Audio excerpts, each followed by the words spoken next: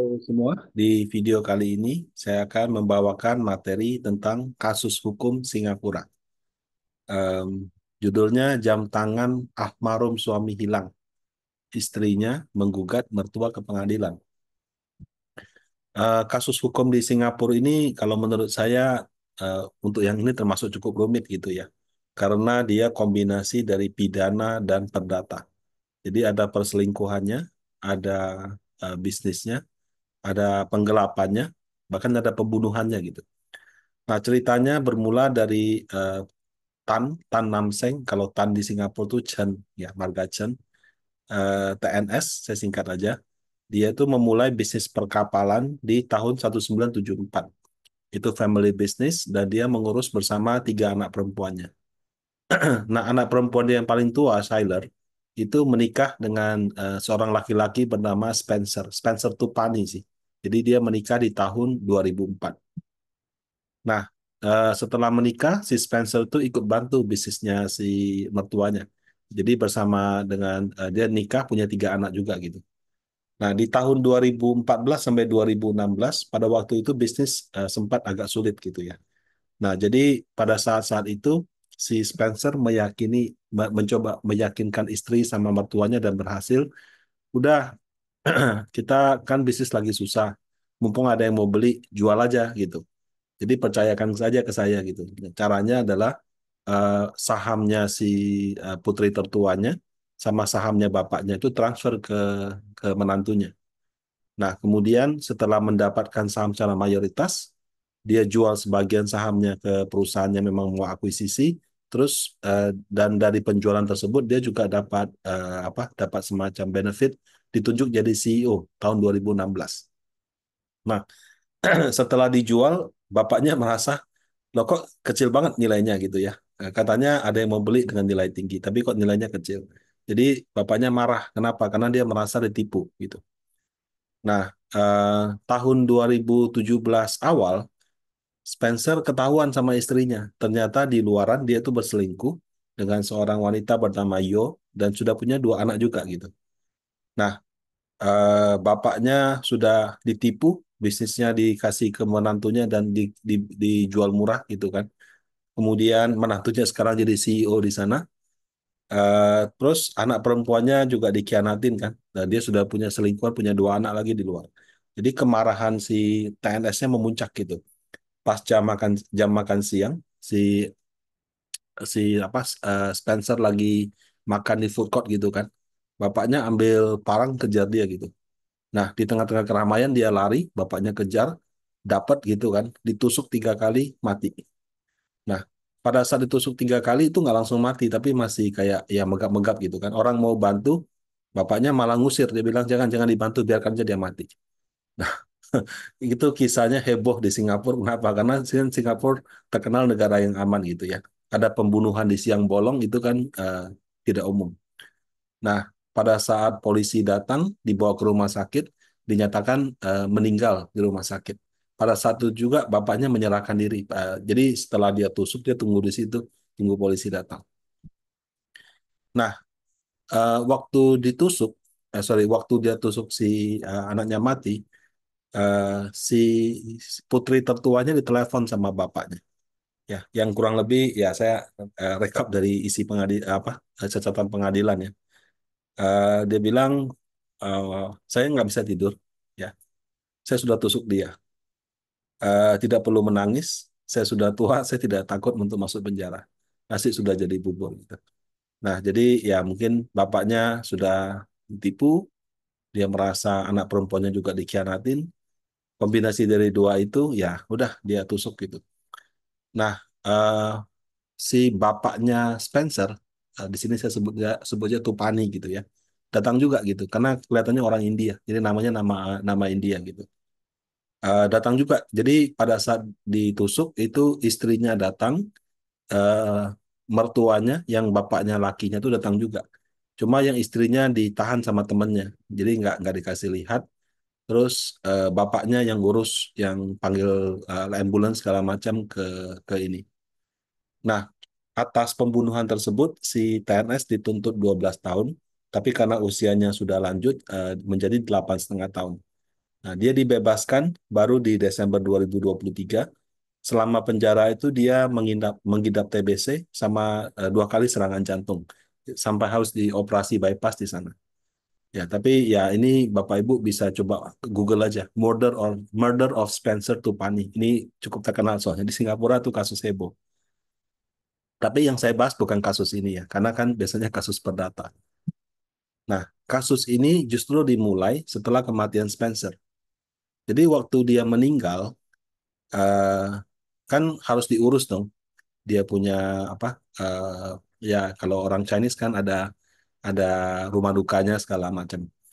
Rumah sakit sama polisi itu tidak berhasil menghubungi istrinya. Ya kalau bayangkan jadi istrinya gimana bisa dihubungin? Yang bunuh kan bapak dia sendiri. Terus mereka lagi eh, di tengah perceraian lagi gitu kan. Nah, jadi yang mengurus dari rumah sakit, polisi, pemakaman itu bapaknya si Tupani. Jadi bapaknya Spencer. Dia ada nama depannya, cuma nama depannya saya agak susah ejanya. Makanya saya pakai marganya aja Tupani gitu. Nah, eh, waktu di kepolisian itu masalah problem utamanya. Ya namanya kan orang meninggal, ada peninggalan-peninggalannya kan. Peninggalannya dikasih ke keluarga. Istrinya nggak bisa datang, yang datang bapaknya. Nah, itu ada 3 item. Ada dompet yang isinya cuma $1.06, sekitar 20.000 aja. Sebuah kunci mobil, dan sebuah jam tangan merek Richard Miles yang masih ada percikan darahnya gitu. Nah, kalau mau tahu harga Richard Miles berapa, tinggal di Google saja. Jam tangan mewah gitu ya. Nah, 3 item itu dimasukin dalam kantong plastik, dikasih ke bapaknya, si Tupani. Nah, si Spencer selingkuh ini ya keluarganya juga tahu gitu. Nah, ya karena dia juga lihat yang bunuh ternyata besarnya gitu kan, atau bagaimana lah gitu ya. Ya ini kan bukan bukan kondisi yang semua orang bisa pahami dengan baik. Nah, jadi eh, plastik itu dia bawa ke rumah Yo, ya, selingkuhannya. Jadi si Spencer itu punya rumah sama istrinya, punya rumah juga sama si selingkuhannya gitu. Nah, kenapa dia ke rumahnya Yo? Rupanya istri daripada Spencer, bapaknya itu namanya Tham, tinggal di sana. Jadi dulu si Tham itu tinggal bareng si apa namanya? Tinggal bareng si istrinya Shirley. Mungkin menjelang menjelang perceraian gitu dia pindah tinggalnya sama si Yo gitu. Nah, jadi saya datang ke rumah Yo, dia plastiknya yang ada 3 item itu ditinggalkan di sana. Nah, sebagai informasi, si bapaknya Tupani sama Tham ini sudah bercerai juga gitu. Jadi complicated ya. Antar istrinya tuh tinggal di rumah selingkuhan anaknya gitu. Nah, di awal 2017, sebetulnya waktu ketahuan selingkuh itu, si Sailor sudah mau cerai gitu. Ya, tapi keburu kejadian ada pembunuhan sehingga dia tidak sempat mengurus perceraiannya. Sehingga secara hukum dia adalah istri yang sah gitu. Nah, tahun 2019, mantan istri Spencer K. Oh, siapa lagi K ini? Jadi dia punya istri sah, Tyler. Dia punya apa namanya selingkuhan Yo. Dan sepertinya sebelum dengan Tyler dia juga sudah pernah menikah dan cerai, namanya K. Itu menghubungi si Tupani bapaknya. Dia tanya, kemarin kan si ini mati ya. Jam tangan Richard Malasnya ada di mana gitu. Nah, ditanya begitu si Tupani bilang, oh, saya benar-benar lupa gitu loh, jamnya di mana. Dia bilang kamu teleponnya CEO karena dia waktu itu kan ambil eh, barang dari kepolisian, dia langsung antarkan ke sana. Nah, kemudian si K menghubungi Yo. Si Yo-nya bilang, "Oh ya, ini jam tangannya sama si mamanya si Tam gitu. Mamanya Spencer." Nah, terus si Tupani bilang, "Oh, kalau memang ada sama mantan istrinya sama si Yo, kamu ada apa-apa kontak ke dia langsung aja, jangan ke saya gitu." Nah, di Maret 2020, Schiller mensomasi si mertuanya Tupani untuk mengembalikan jam tangan. Jadi dia kirim surat lewat pengacara untuk bilang mana jam tangan suami saya yang mati itu mana gitu. Jadi dikembalikan. Nah, Tupani merasa dia tidak pernah menerima surat somasi itu. Baru di Desember 2020 mereka sepakat untuk melanjutkan ke pengadilan. Nah, yang menggugat ini ada Schuyler, ada adiknya, dan Kay. Nah, yang digugat itu Tupani sama Tam. Jadi yang digugat itu mertua laki sama maksudnya suami istri daripada mertuanya yang sudah bercerai itu. Nah, menurut si penggugat, Tupani ini memberikan jam tangan kepada orang lain yang tidak berhak. Padahal harusnya itu masuk dalam harta waris. Nah, kenapa Kay menggugat? Karena dia mantan istri kan. Jadi kalau masuk dalam objek harta waris, mantan istri siapa tahu dia dapat. Nah, kalau Schiller memang masih istri sah. Sehingga kalau masuk ke dalam daftar waris, dia bisa dapat. Apalagi kalau ada cerita, ya bapaknya merasa ditipu kan. Bisnisnya dijual murah sama si menantu durhakanya itu. Nah, kemudian diduga si Tam eh, memiliki jam tersebut dan menjualnya senilai 160.000 sin dolar atau sekitar 1,9 M. Nah, tapi menurut penggugat kalau nilai yang kalau beli baru ya itu kira-kira 380.000 atau 4,5 miliar. Nah, pada saat di persidangan itu eh, ada beberapa poin yang coba dikonfirmasi oleh pengadilan. Pertama, Tupani membela diri. Dia bilang begini, jam yang ada dalam plastik tersebut itu saya titipkan, bukan saya berikan. Beda dia bilang. Kalau saya kasih, berarti kan punya saya kasih ke dia. Nah ini kan barang dari apa namanya almarhum anak gitu kan. Ya kamu sepertinya istrinya dia sekarang. Jadi saya titipkan di dia. Jadi bukan memberikan. Karena si apa si Shiler itu bilang ya kamu kan ngasih ke orang yang nggak berhak. Dia bilang saya nggak ngasih, saya cuma nitipin gitu. Nah alasannya si Tupani mantan istrinya dia si Tam sama Spencer memang tinggal di sana, ada dua anak pula gitu kan. Nah pada saat itu dia dalam kondisi berduka, kaget, nggak bisa banyak mikir gitu. Ya sudah kalau anak saya di sana ya sudah saya kasih aja gitu. Itu pembelaan daripada si Tupani. Kemudian versinya Schiller, ya dia sama Yo sama K sebelum kasus ini sampai ke pengadilan, itu mereka pernah bertemu di ruang mediasi di Singapura gitu. Jadi di sana kayak ada tempat mediasi. Waktu itu mereka bergantian telepon mertuanya Tam. Yang pertama kali telepon si Keh dulu, satu kali oleh Yo. Cuma pada saat mereka telepon di loudspeakerin tiga-tiganya dengar.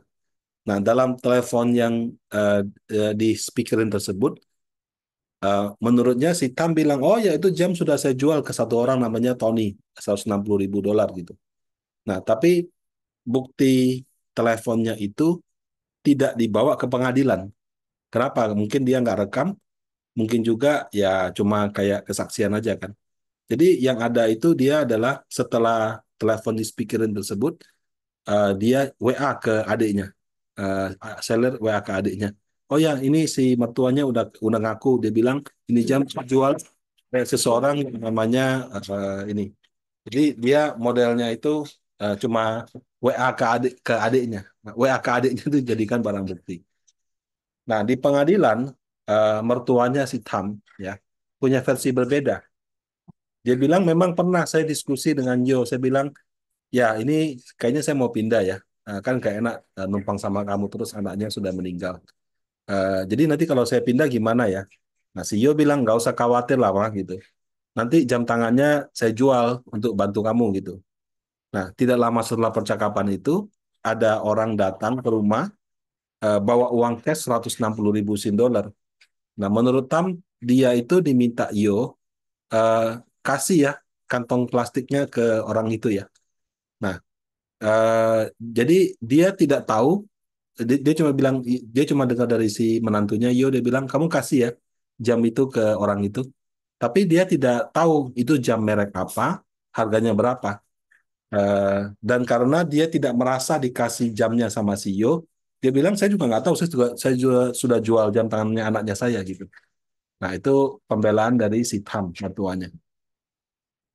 Nah, berarti kan kuncinya di Yo dong, gitu kan? Karena dia yang dititipin jam menurut versi bapaknya, versi istri sahnya dikasih jam. Kemudian dia juga yang bener nggak kamu yang cari pembeli terus kamu jual gitu. Nah, jadi dia saksi kunci. Nah, si Yo itu ternyata tidak bisa dihadirkan di pengadilan. Karena yang bisa membuktikan hal tersebut adalah CEO sendiri.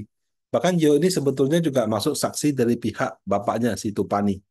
Ya, tapi pada saat giliran dia akan bersaksi, nggak, orangnya menghilang gitu. Nah, dalam persidangan si hakimnya menerima argumen dari Tupani bahwa eh, waktu plastik dititipkan di rumah Yo itu adalah pilihan yang rasional. Ya, kan meninggalnya bukan meninggal baik-baik, meninggalnya itu meninggal apa? eh, ya kasus pembunuhan seperti itu. Bahkan waktu itu bapaknya mengurusin rumah duka, dia tuh ngatur di tempat yang netral di tengah. Kenapa? Karena supaya keluarga dari istri sah sama selingkuhannya sama-sama bisa datang, gitu. Nah, jadi menurut menurut hakim bapaknya ini eh, pihak yang innocence lah, gitu. Nah, penggugat si Sealer, adiknya sama Kay, mantan istrinya Spencer, tidak bisa membuktikan bahwa jam tangan diberikan kepada Tam, gitu. Karena satu, Yonya tidak hadir, dua, hanya berisi percakapan WhatsApp antara Saler sama adiknya gitu. Nah, jadi atas dasar itu gugatannya ditolak, mereka nggak puas, mereka banding, di level banding juga ditolak gitu. Nah, jadi ceritanya seperti itu. Nah, apakah menurut Bapak Ibu putusan ini adil? Silakan disampaikan di kolom komentar ya. Terima kasih, semoga bermanfaat.